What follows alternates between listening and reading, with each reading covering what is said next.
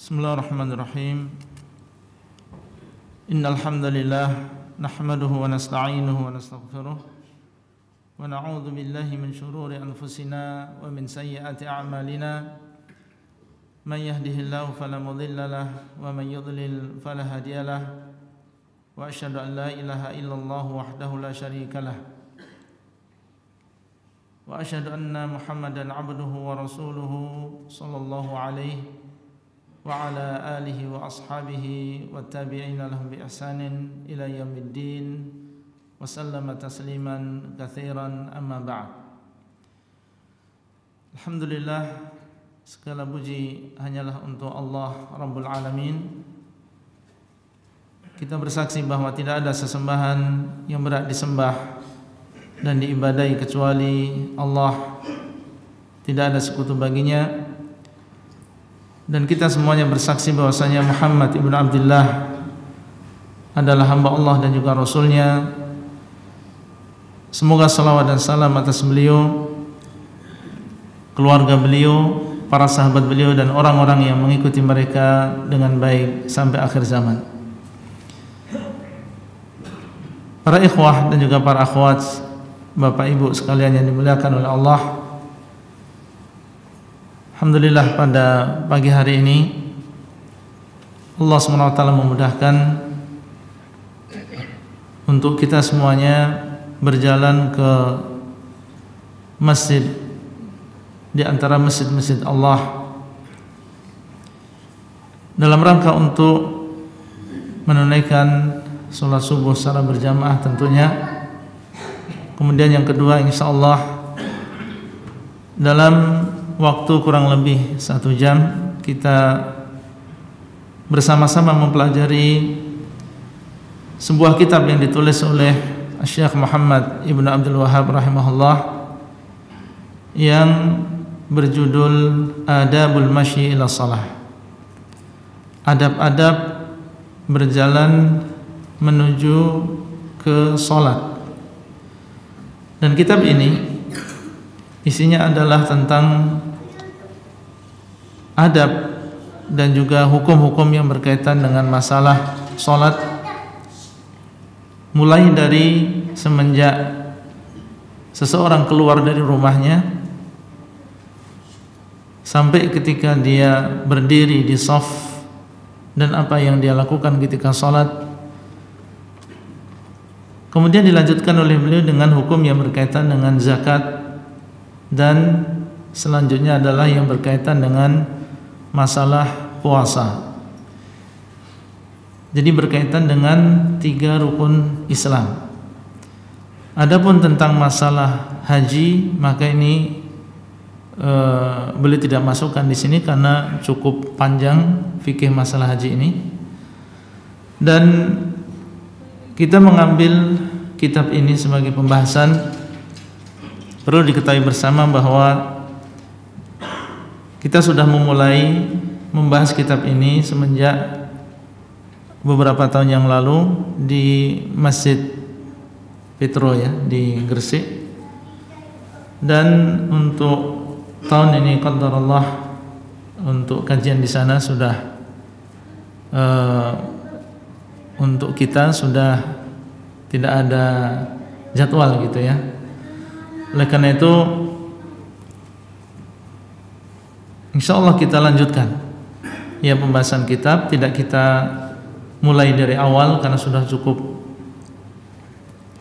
lama dan sudah cukup jauh kita melangkah, dan untuk ditinggalkan begitu saja atau tidak dilanjutkan ini juga sayang.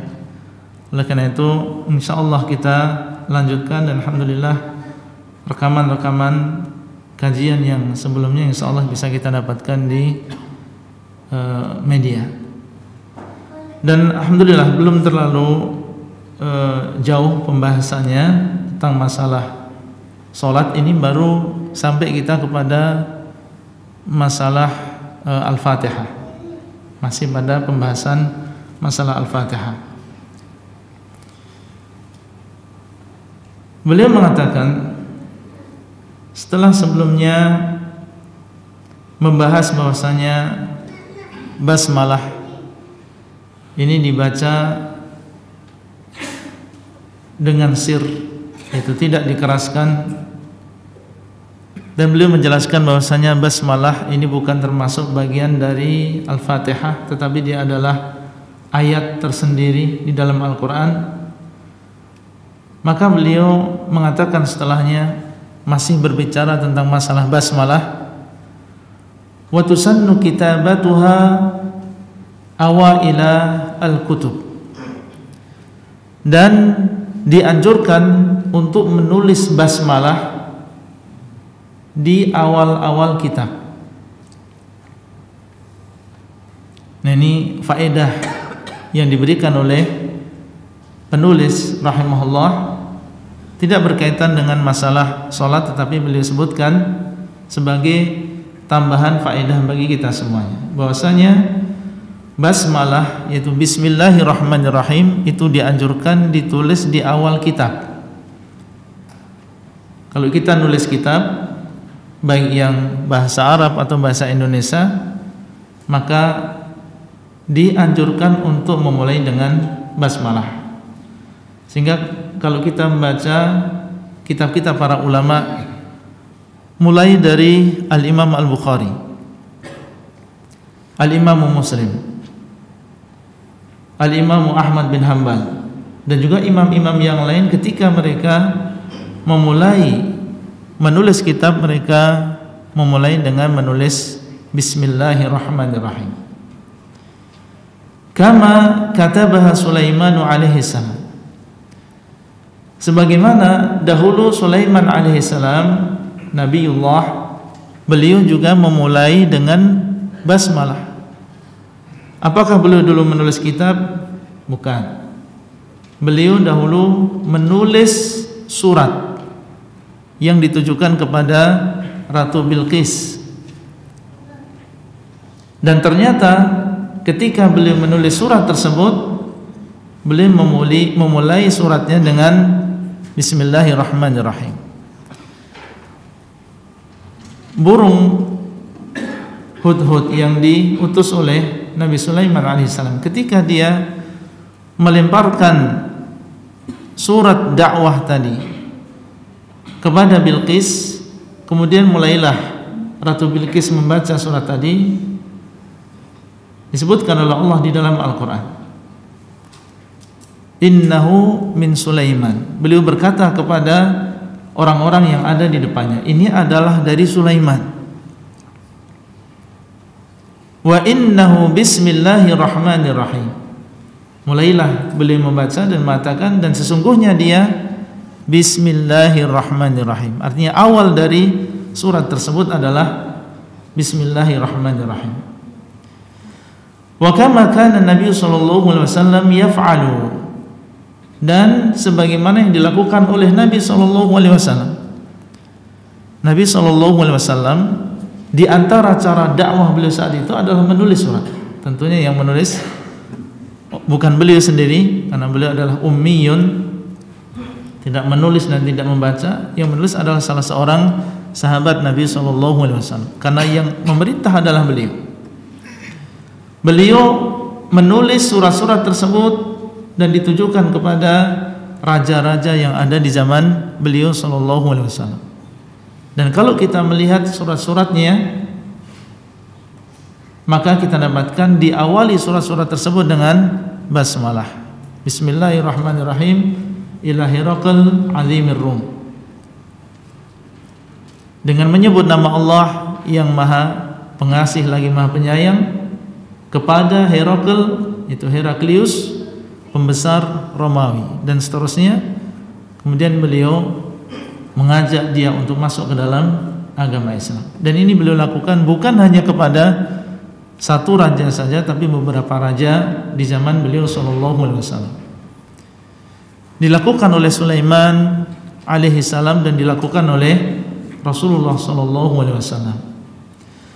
Dan yang namanya kitab, apalagi kitab yang isinya adalah masalah tauhid, masalah fikih yang berkaitan dengan agama, hakikatnya itu adalah surat untuk kita. Itu adalah surat dakwah yang ditujukan untuk kita, yang mengajak kita untuk mengingat Allah, mengajak kita untuk berpegang teguh dengan sunnah Nabi SAW. Sehingga tidak heran kalau para ulama dahulu memulai kitabnya dengan Bismillahirrahmanirrahim. Kemudian Syekh mengatakan wa tudhkaru fi ibtida'i jami'il af'al, dan disebutkan basmalah tadi di awal seluruh perbuatan. Antum mau bermajelis ilmu, bismillah. Mau melakukan pekerjaan tertentu yang mubah, bismillah. Dan arti bismillah adalah dengan menyebut nama Allah. Ba di sini, Bapak Ibu sekalian, adalah ba isti'anah, yang artinya adalah ba yang fungsinya kita memohon pertolongan kepada Allah. Ketika kita mengatakan bismillah dengan menyebut nama Allah, maksudnya adalah aku meminta pertolongan kepada Allah Azza wa Jalla, meminta kemudahan. Dan meminta kemudahan terkadang di dalam urusan ibadah kita meminta kemudahan. Kita menuntut ilmu, minta kemudahan. Semoga istiqomah, semoga enggak ngantuk ketika bermajelis ilmu, semoga bisa menghadiri sampai akhir, semoga mudah untuk memahami apa yang disampaikan. Kita butuh banyak kemudahan di dalam bermajelis ilmu. Bismillah, aku meminta pertolongan kepada Allah. Dalam urusan dunia kita bekerja, menyelesaikan administrasi atau menulis di kantor, nggak mungkin kita bisa menyelesaikan itu semuanya dengan baik, dengan mudah, kecuali apabila dimudahkan oleh Allah Azza wa Jalla. Oleh karena itu Syekh mengatakan wa tudhkaru fi ibtida'i jami'i al-af'al. Disebutkan dan dibaca basmalah tadi di awal setiap pekerjaan kita. Wa hiya tatrudu syaitan. Dan bismillah ini kalau disebutkan maka dia bisa menjadi sebab terusirnya syaitan. Qala Ahmad, berkata Ahmad bin Hanbal, la tuktabu amama sya'ri wala ma'ahu. Al-Imam Ahmad bin Hanbal menyebutkan, beliau mengecualikan, tapi tidak ditulis basmalah di awal bait-bait syair. Kenapa beliau mengatakan demikian? Karena kebanyakan bait-bait syair ini adalah ucapan-ucapan yang tidak baik. Entah itu merayu isinya, atau ucapan yang mencela kabilah yang lain atau orang lain dengan melalui syair-syair tadi, atau isinya adalah terkadang khayalan-khayalan, impian-impian, ucapan-ucapan yang berlebihan. Sehingga Al-Imam Ahmad bin Hanbal mengatakan bahwa basmalah tidak disebutkan atau tidak dibaca di awal syair-syair. Namun kita lihat terkadang di sana ada bait-bait syair yang bagus. Ada di situ ilmu, ada di situ nasihat. Tidak semua bait-bait syair isinya adalah kejelekan. Kalau memang bait-bait syair tadi isinya adalah ilmu, ya mungkin bait-bait syair tentang masalah mustalah hadis atau masalah akidah atau masalah adab, masalah akhlak. Kalau demikian isinya, maka kita kembali ke asal. Silahkan kita memulai bait-bait syair tadi dengan Bismillahirrahmanirrahim, karena isinya adalah sesuatu yang baik dan bukan sesuatu yang buruk. Baik. Di antara hadis yang menunjukkan bahwasanya ucapan basmalah ini bisa menjadi sebab terusirnya syaitan adalah hadis Jabir radhiyallahu taala anhu yang diriwayatkan oleh Imam Muslim. di mana Nabi sallallahu alaihi wasallam mengatakan, "Idza dakhala rajulu baitahu fadzakara Allah 'azza wa jalla 'inda dukhulihi wa 'inda ta'amihi, qala syaitanu la mabita lakum wa la 'asha." Apabila seseorang memasuki rumahnya, kemudian dia mengingat Allah ketika memasuki rumahnya, mengatakan bismillah, wa 'inda ta'amihi, dan ketika dia akan makan mengucapkan bismillah. Ini adalah sunnah Nabi sallallahu alaihi wasallam. Sebelum kita masuk rumah baca bismillah, sebelum kita makan membaca bismillah. Maka berkata syaitan, tidak ada tempat tidur bagi kalian malam ini dan tidak ada makan malam.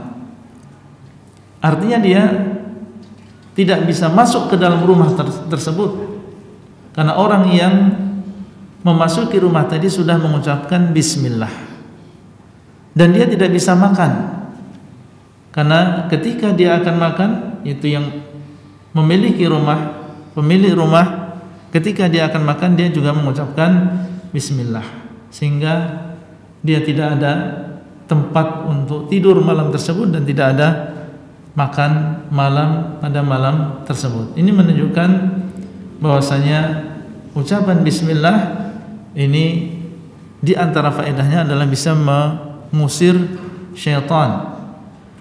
Wa idza dakhala falam yadhkurillaha 'inda dukhulihi. Kalau dia masuk ke dalam rumahnya dan tidak menyebut nama Allah ketika masuk ke dalam rumah, qala syaitan, berkata syaitan, adraktumul mabit, kalian mendapatkan tempat tidur malam ini.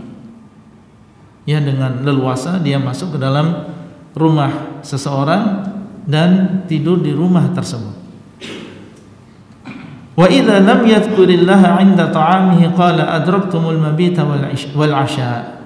Dan ketika orang tersebut tidak membaca bismillah ketika akan makan, maka syaitan akan mengatakan adraktumul mabita wal 'asha, kalian bisa tidur malam ini di rumah ini dan kalian mendapatkan makan malam di malam ini. Nah, ini di antara dalil yang menunjukkan bahwasanya mengucapkan basmalah ini bisa menjadi sebab diusirnya syaitan dan menjauhnya syaitan dari aktivitas seorang muslim. Kemudian Syekh mengatakan, "Tsumma yaqra'ul Fatihah murattabatan mutawaliyah musyaddadatan." Kembali beliau menjelaskan tentang masalah Al-Fatihah. Tadi faedah yang berkaitan dengan basmalah. Kemudian setelah itu seorang muslim membaca Al-Fatihah murattabatan, dalam keadaan berurutan. Ayat-ayat tersebut dibaca secara berurutan sesuai dengan yang ada di dalam mushaf. Mutawaliyah hampir sama maknanya dengan murattabah, berurutan. Musyaddadah, dan dengan mentasydid. Beliau mengingatkan kita tentang di antara kaidah-kaidah tajwid di dalam membaca Al-Qur'an, yaitu kalau kita menemukan di sana tasydid, ya kita baca dengan tasydid. Ini maksud ucapan beliau musyaddadah. Kita memperhatikan masalah tasydid yang ada di dalam Al-Fatihah. Wa hiya ruknun fi kulli raka'ah. Dan Al-Fatihah ini adalah rukun di dalam setiap rakaat. Jadi bukan hanya rakaat yang pertama saja, tapi dia adalah rukun di dalam setiap rakaat. Rakaat yang tidak dibaca atau orang yang sholat tidak membaca Al-Fatihah di dalam rakaat tersebut, maka rakaat tersebut tidak dianggap. Ya, seseorang misalnya tidak membaca Al-Fatihah, dia sholat 4 rakaat, kemudian rakaat yang terakhir dia tidak membaca Al-Fatihah misalnya, maka rakaat yang terakhir itu dianggap tidak ada, dia harus menambah.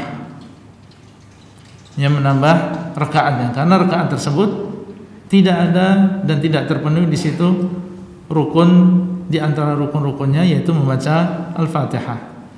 Kama fil hadis, sebagaimana dalam hadis, la salata liman lam yaqra bi Fatihatil kitab. Tidak ada salat bagi orang yang tidak membaca Al-Fatihah. Nabi SAW mengatakan la salata, artinya adalah tidak sah salat seseorang yang tidak membaca Al-Fatihah, dan maksud beliau adalah di dalam setiap rakaatnya.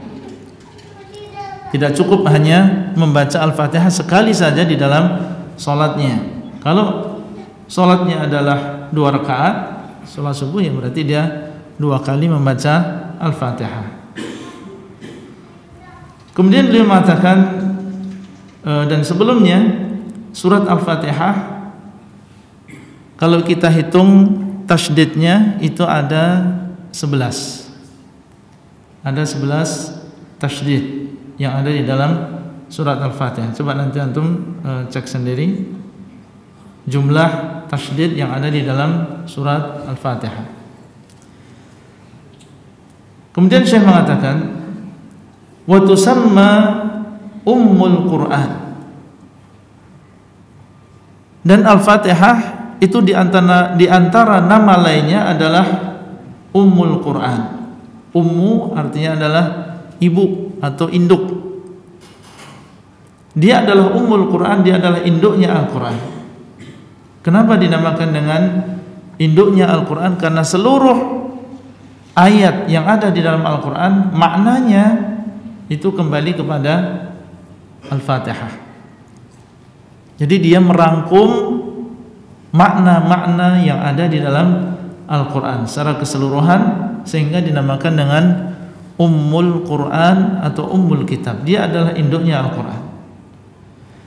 Kemudian Syekh memperinci li'anna fiha al-ilahiyat, karena di dalam Al-Fatihah itu ada yang ayat-ayat yang berkaitan dengan masalah ketuhanan.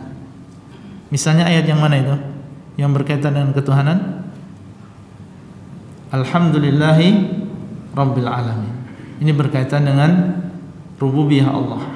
Ar-Rahmanir Rahim berkaitan dengan nama dan juga sifat. Maliki Yaumiddin berkaitan dengan asma dan juga sifat dan berkaitan dengan rububiyah Allah.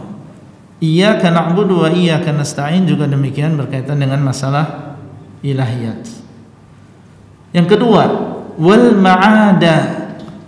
Dan di dalam Al-Fatihah itu ada pembahasan masalah hari kebangkitan. Yang mana ini? Maliki Yaumiddin. Ayat-ayat yang berisi tentang kejadian-kejadian di hari kiamat. Idza syamsu kuwirat wa idza sama'un fatarat, hal ataka hadithul ghasyiyah. Ayat-ayat yang berkaitan dengan masalah hari kiamat kembalinya ke sini. Maliki Yaumiddin, zat yang menguasai hari pembalasan. Kemudian wan nubuwat, di dalamnya juga ada masalah kenabian Nabi SAW, yaitu di dalam firman Allah Azza wa Jalla, ihdinas siratal mustaqim, tunjukilah kami ya Allah jalan yang lurus. Kemudian siratal ladzina an'amta alaihim, yaitu jalannya orang yang engkau berikan nikmat. Siapa orang yang Allah SWT berikan nikmat? Yang kita senantiasa minta di dalam salat kita supaya kita ditunjukkan jalan mereka.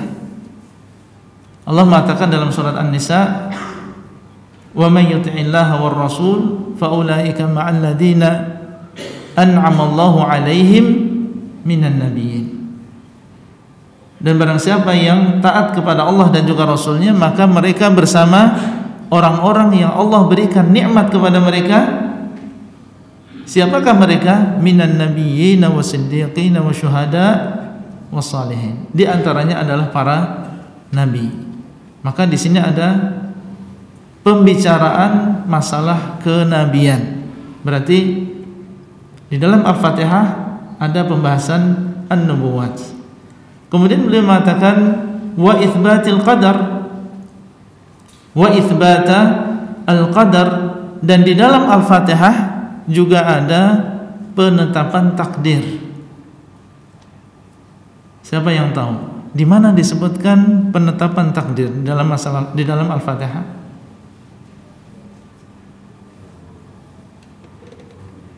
Mana? Ada yang tahu? Ya. Ahsan. Iyyaka na'budu wa iyyaka nasta'in. Kok bisa?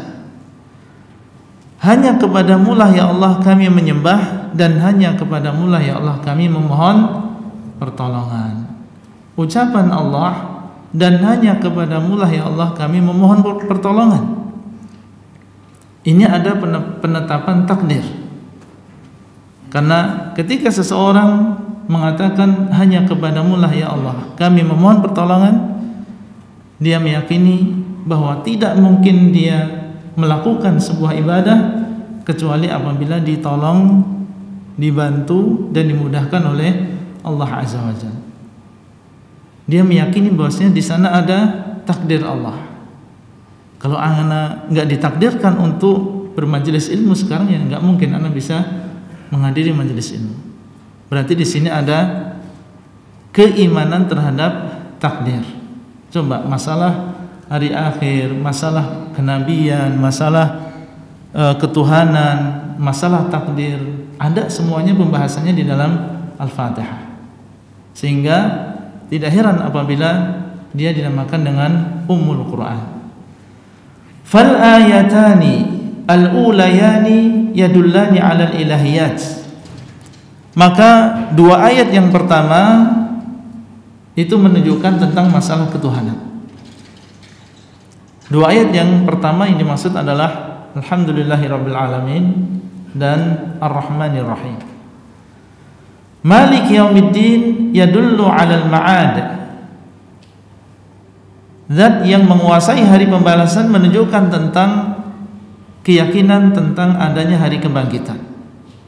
Seorang ketika membaca Malik yaumiddin, Allah SWT dialah yang menguasai hari kebangkitan, maka dia ingat bahwasanya amalan yang dia lakukan, yang baik maupun yang buruk, akan ada perhitungannya nanti di hari kiamat, sehingga menjadikan dia semangat menambah amal solehnya, berbekal dengan amal solehnya, dan menjadikan dia takut untuk berbuat maksiat, karena dia ingat bahwasanya Allah SWT dialah yang akan membangkitkan dan akan ada di sana yaumul hisab. Kemudian wa iyyaka na'budu wa iyyaka nasta'in, dan firman Allah iyyaka na'budu wa iyyaka nasta'in, al-amru wan nahyu wa tawakkulu wa ikhlasu dzalika kullihi lillah, wa fiha tanbihu ala tariqil haqqi wa ahlihi al-muqtada bihim wa tanbihu ala tariqil ghayyi wad dhalal.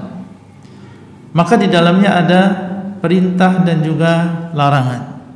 Ketika seseorang mengatakan iyyaka na'budu, hanya kepadamu lah ya Allah kami menyembah, dan menyembah Allah, beribadah kepada Allah terkadang dengan menjalankan perintah dan terkadang dengan menjauhi larangan. Orang yang menjalankan perintah karena Allah ibadah, meninggalkan larangan karena Allah juga dinilai ibadah. Berarti iyyaka na'budu itu ada faedah adanya di sana perintah dan juga larangan Allah. Berarti seluruh perintah yang ada di dalam Al-Quran, seluruh larangan yang ada dalam Al-Quran, kembalinya ke sini. Iyyaka na'budu, hanya kepadamu lah ya Allah kami menyembah, kami siap menjalankan perintah dan kami siap menjauhi larangan. Dan di dalamnya ada tawakkul. Ada tawakkul, yaitu dalam firman Allah wa iyyaka nasta'in, hanya kepadamu lah ya Allah kami memohon pertolongan. Dan ini adalah makna tawakal. Karena tawakal adalah meyakini bahwa tidak ada yang mendatangkan manfaat dan menolak mudarat kecuali Allah. Itu makna tawakal, meyakini tidak ada yang mendatangkan manfaat, dan di antara manfaat adalah menolong, memudahkan, membantu, dan tidak ada yang menolak mudarat kecuali Allah Azza wa Jalla. Maka di dalam ayat ini ada tawakal kepada Allah, dan di dalamnya juga ada ikhlas. Karena ketika seseorang mengatakan hanya kepadamu lah ya Allah kami menyembah, berarti ikhlas, karena hanya kepada Allah saja.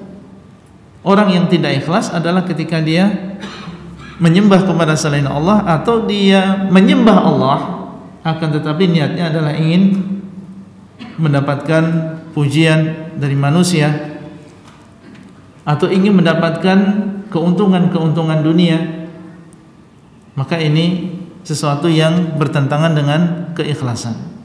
Adapun iyyaka na'budu, maka ini adalah janji dari seseorang, pertama untuk tidak beribadah kecuali hanya kepada Allah. Kemudian yang kedua adalah janji untuk mengikhlaskan ibadah hanya untuk Allah Azza wa Jalla. Dan di dalamnya itu, di dalam Al-Fatihah ada penyebutan jalan yang benar, yaitu dalam firman Allah Azza wa Jalla, as-siratal mustaqim. Inilah jalan yang hak, yaitu jalan yang lurus, yang menyampaikan kita ke dalam surga, yang menyampaikan kita kepada Allah.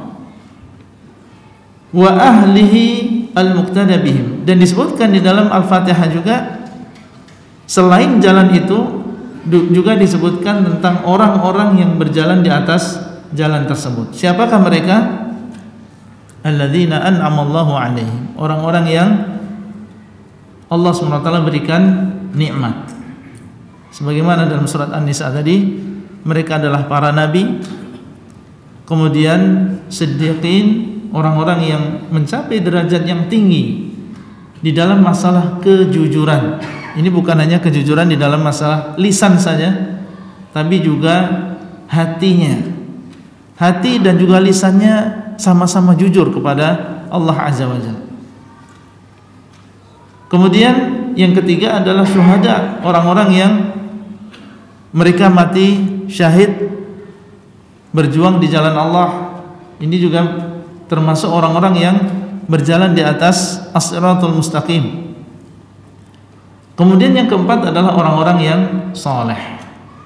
Orang-orang yang saleh, mereka adalah orang yang saleh karena keikhlasan mereka kepada Allah, dan juga karena ikutnya mereka terhadap sunnah Rasulullah SAW.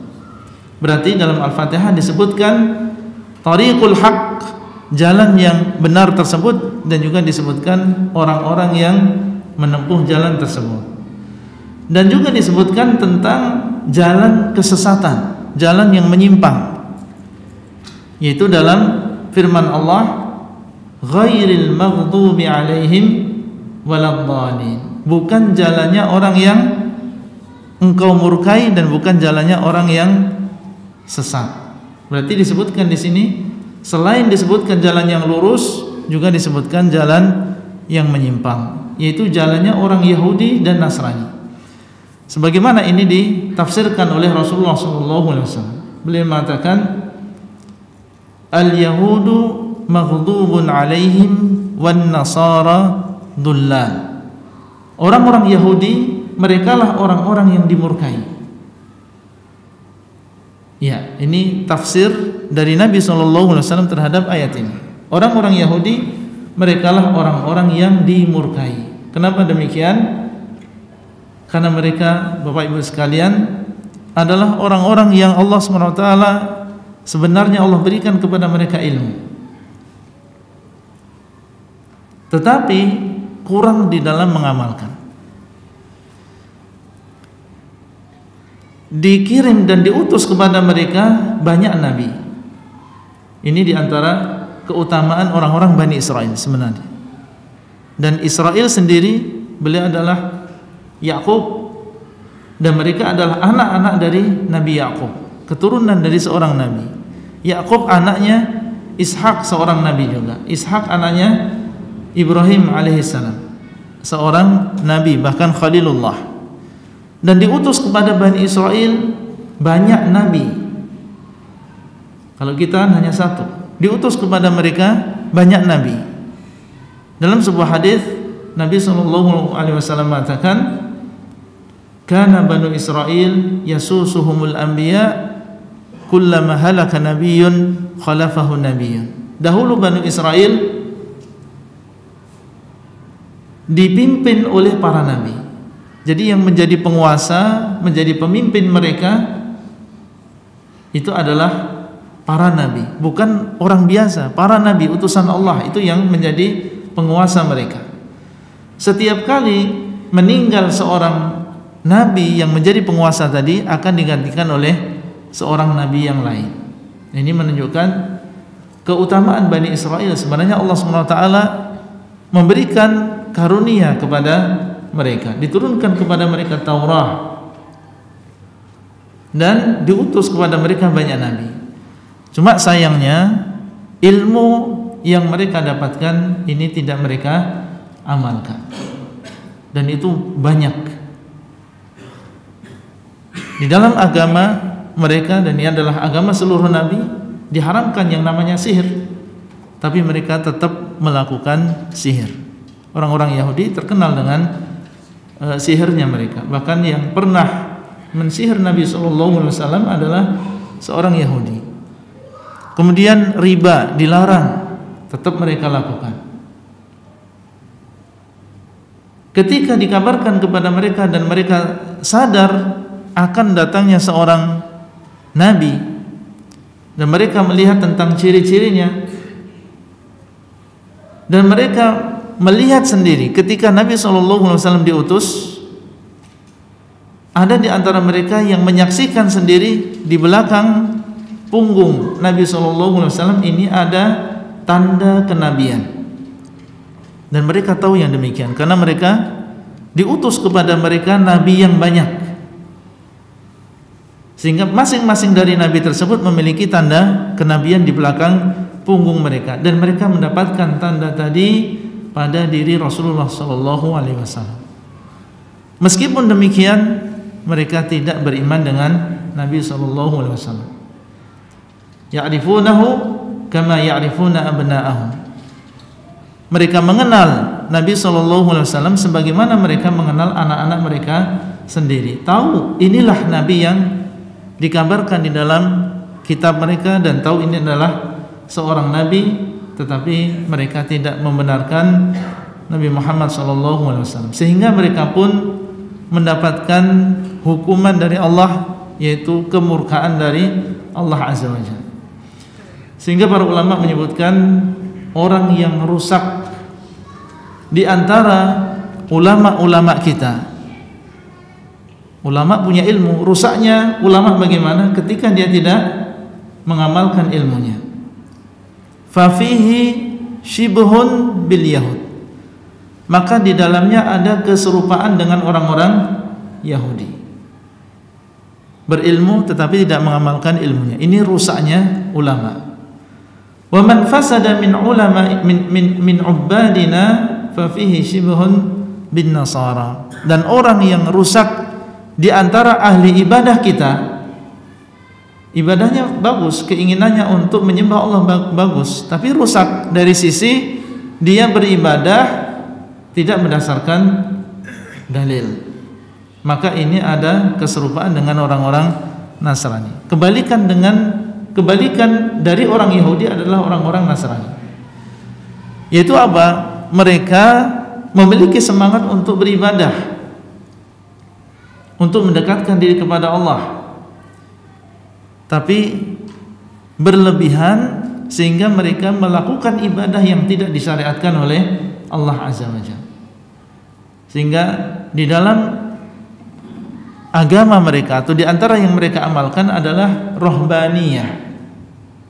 Rohbaniyah ini adalah tidak menikah, baik laki-laki maupun wanita. Tujuannya apa?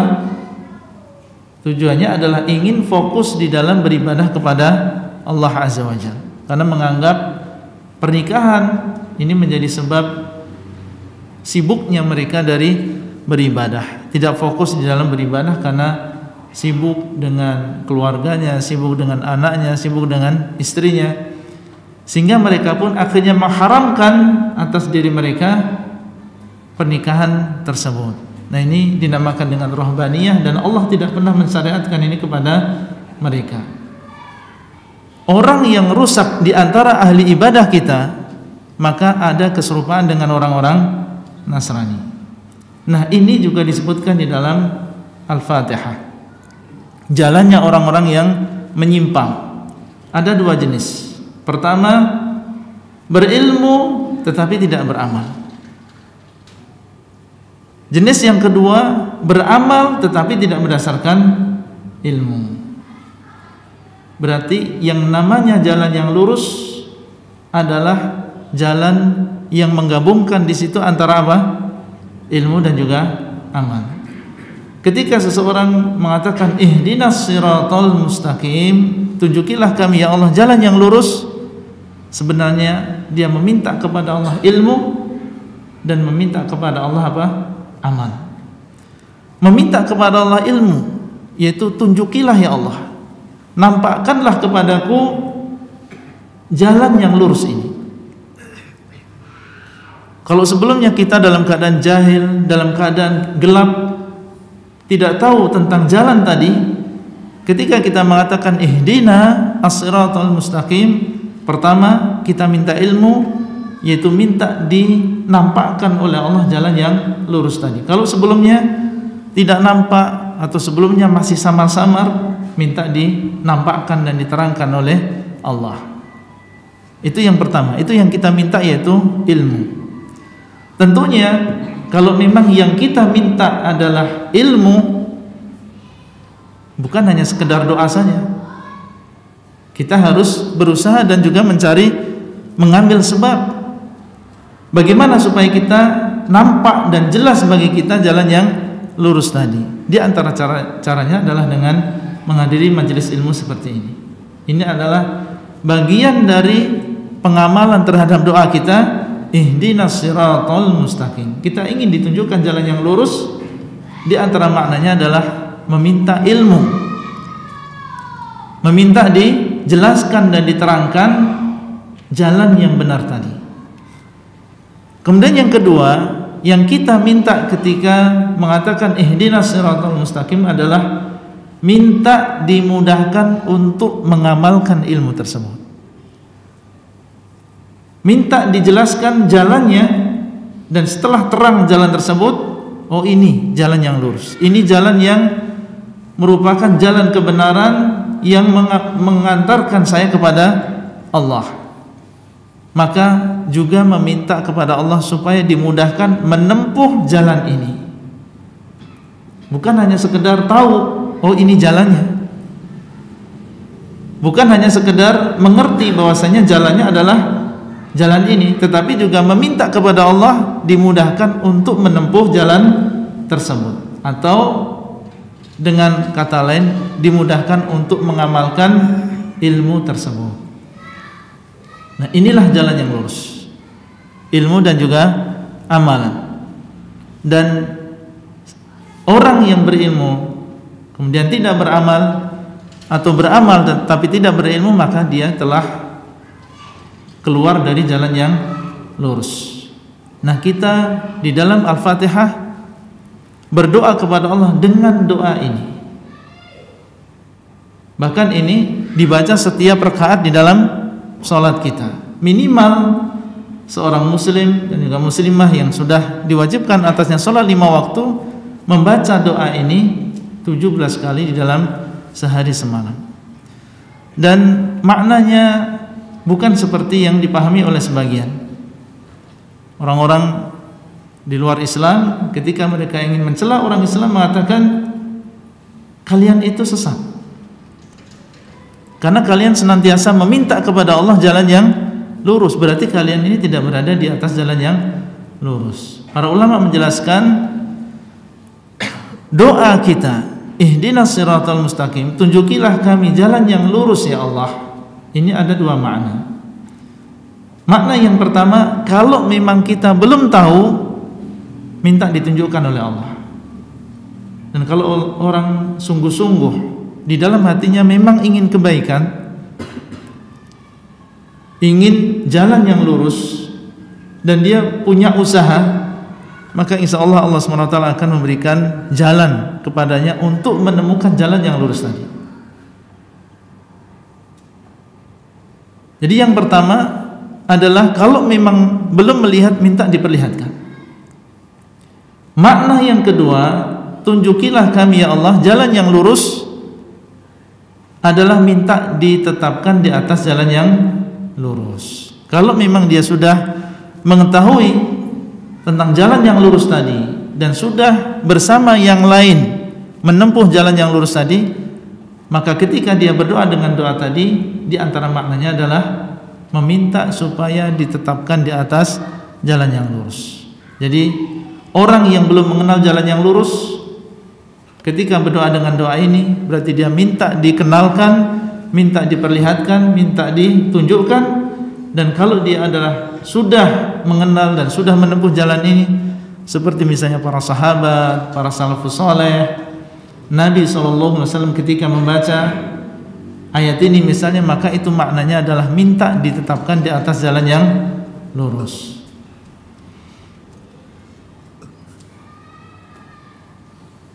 Baik.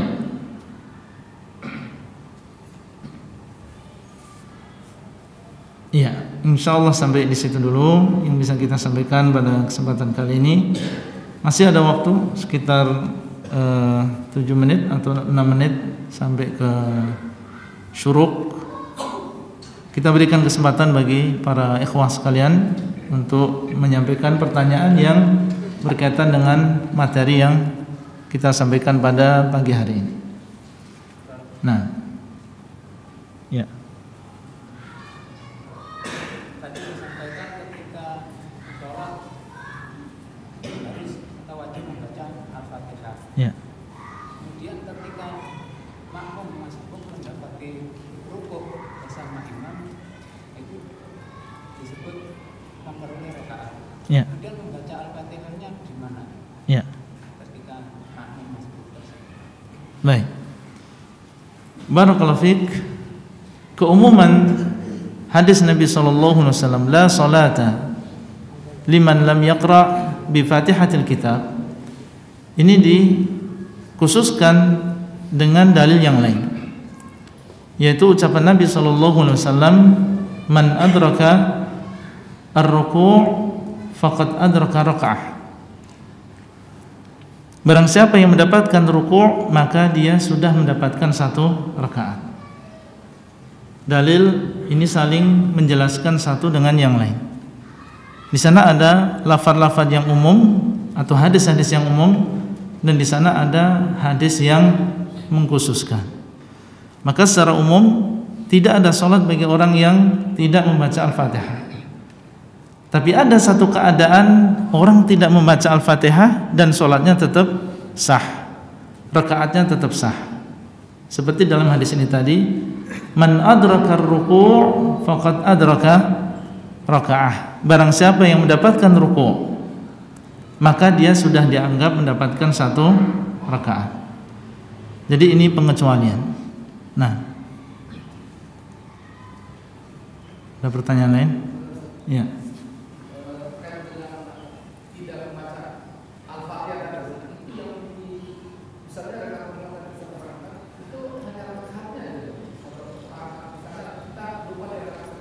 Ya.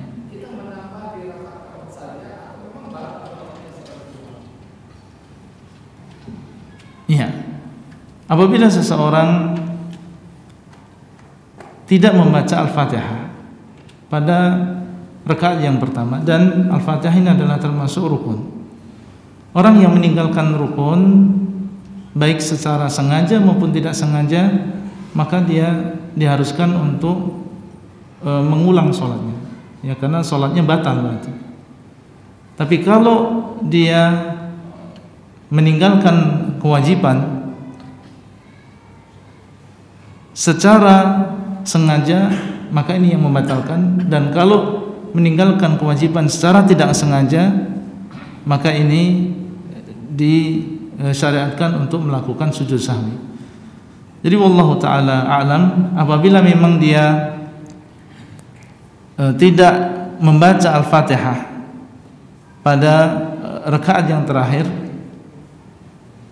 yang lebih berhati-hati adalah seseorang mengulang sholatnya, ya, mengulang sholatnya dari awal. Ini yang lebih berhati-hati, wallahu taala a'lam. Nah, ya. Saya sering kali kalau sholat sendirian tuh lupa Ustaz. Jadi saya membaca Al-Fatihah dua kali terkadang. Itu bagaimana Ustaz? Membaca Al-Fatihahnya? Iya, dua kali. Misal di rakaat pertama itu saya lupa Ustaz. Sudah baca Al-Fatihah apa belum? Akhirnya saya membaca lagi. Iya. Kalau memang kita ragu-ragu, ya kita ragu-ragu antara membaca atau belum, dan keraguan di sini adalah kuat, maka kita membaca lagi. Kita membaca Al-Fatihah. Nah, dan tentunya yang demikian harus menjadi pelajaran bagi kita. Artinya kita dituntut untuk khusyuk di dalam sholat. Lupanya kita sebabnya adalah karena kurangnya kekhusyukan kita di dalam sholat. Kita tidak menghayati dan tidak memahami apa yang sedang kita baca. Karena memang sholat ini menjadi rutinitas seseorang muslim setiap harinya, dan ini banyak terjadi. Dia membaca Al-Fatihah dan dia tidak berusaha untuk memahami apa yang dia baca. Oleh karena itu, kalau memang itu sering terjadi, hendaklah kita memperbaiki sholat kita dengan cara berusaha untuk memahami apa yang kita baca. Nah, dan Al-Fatihah minimal kita baca setiap hari ya 17 kali, dan tentunya amalan yang sudah bertahun-tahun ini kita amalkan, dan bahkan dalam sehari berkali-kali kita baca, harusnya kita ini sudah ngelotok, ya istilahnya sudah memahami apa yang kita ucapkan. Kalau Al-Baqarah ya atau Ad-Duha misalnya, kita tidak paham, masih lumrah lah, karena memang enggak setiap hari kita baca. Tapi kalau Al-Fatihah setiap hari kita baca, harusnya kita paham. Seandainya kita sempatkan satu hari memahami, setiap hari memahami satu ayat di dalam Al-Fatihah, seminggu kita udah paham 7 ayat. Nah, ada pertanyaan lain? Ya.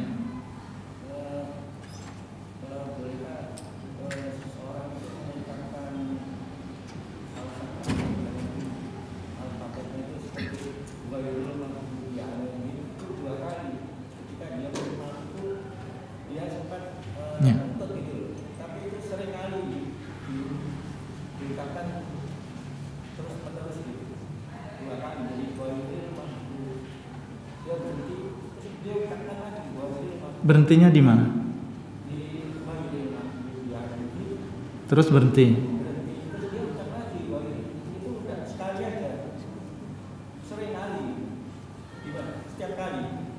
Iya. Enggak masalah. Enggak masalah. Iya, karena sebagian ada yang menganggap itu masuk dalam satu ayat ya, ihdinas siratal mustaqim. Kemudian dilanjutkan dengan siratal ladzina an'amta 'alaihim ghairil maghdubi 'alaihim waladdallin. Jadi ayat yang terakhir itu panjang. Jadi sebagian mereka ada yang melanjutkan sampai akhir, dan ada sebagian mereka yang mungkin nafasnya tidak kuat, ya, sehingga berhenti pada ghairil maghdubi 'alaihim. Kemudian diulang ghairil maghdubi 'alaihim waladdallin. Tidak masalah. Yang penting dia tidak, kalau memang ada sebabnya tidak ada masalah. Yang penting dia tidak meyakini bahwa ini sunahnya demikian. Dan ini memang peringatan juga bagi kita sebagai seorang, mungkin kita diamanati sebagai imam di sebuah masjid, harus memperhatikan juga masalah ini. Karena yang hadir bersama kita tidak semuanya penuntut ilmu yang belajar. Ada di antara mereka yang masih tidak tahu tentang hukum-hukum ini. Kalau kita melakukan sesuatu yang terus-menerus, padahal di sana ada sunnah yang lain, maka dikhawatirkan orang menganggap yang benar ya itu saja gitu. Sementara kalau yang melakukan yang lain itu salah. Nah ini sebisa mungkin tentunya kita hindari yang demikian, supaya orang tahu sunnah. Terkadang kita lakukan, terkadang kita tidak. Terkadang kita membaca yang ini, terkadang kita membaca yang itu, supaya mereka tahu bahwa ini semua adalah ada sunnahnya dari Rasulullah SAW.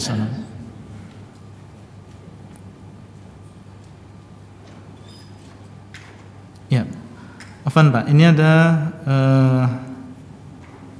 pertanyaan dari Syekh bin Bas ya, kepada Syekh bin Bas. Idza nasiyal musalli al-Fatihah fa hal ya'ti bi raka'ah ukhra tahullu mahallaha wa hal yasjudu sujuda sahwi? Apabila seseorang yang salat lupa al-Fatihah, apakah dia mendatangkan rakaat yang lain yang menggantikan rakaat tersebut? Syekh mengatakan, idza kana ma'muman falaysa alaihi syai'. Kalau dia adalah makmum, maka dia tidak ada tanggungan sedikit pun, karena yang menanggung adalah siapa? Imam. Al-imamu dhamin. Wa yatahammaluha anhu al-imamu idza kana nasiyan aw jahilan aw qad fatahu al-qiyam. Yang menanggung adalah imam apabila dia lupa atau dia jahil atau dia telah ketinggalan al-qiyam, yaitu berdiri. Wa amma idza kana imaman aw munfaridan fayati bi rak'atin badalan min ar-rak'ah allati taraka fiha al-Fatihah wa yasjudu lisahwi. Ini fatwa beliau. Tapi kalau dia adalah seorang imam atau munfarid, salat sendirian, maka dia mendatangkan rakaat yang lain sebagai ganti dari rakaat yang dia tinggalkan di situ al-Fatihah. Kemudian setelahnya dia sujud sahwi. Ya, berarti mengganti tadi ya, mengganti rakaat yang lain dan tidak mengulang dari awal. Amal ma'mumu fatabi'un li imamihi. Adapun makmum maka dia mengikuti imamnya seperti tadi. Nah. Baik. Ya? Iya. Iya, beliau mengatakan dilengkapi saja, diganti rakaatnya dengan rakaat yang lain. Nah, baik, insya Allah sampai di situ dulu. Insya Allah dilanjutkan pada kesempatan yang akan datang. Barakallahu fiikum wa sallallahu ala nabiyyina Muhammadin wa ala alihi wa sahbihi ajma'in. Wassalamualaikum warahmatullahi wabarakatuh.